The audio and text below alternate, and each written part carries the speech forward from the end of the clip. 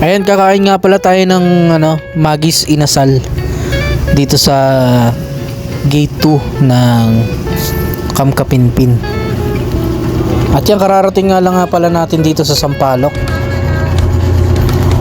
Waiting tayo sa ating order na Mang Inasal ni Magis. Ayan si Clyde, naglalaro.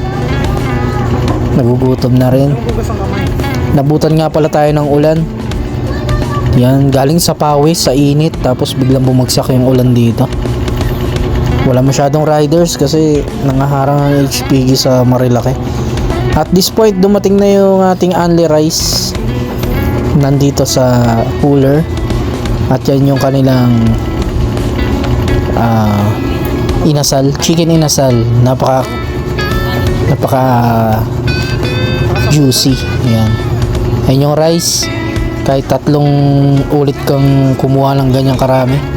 Ayan na. Dito na siya. Kain tayo. At yan, inulan na nga tayo. Kaya habang naghihintay, magpatila muna tayo bago umuwi.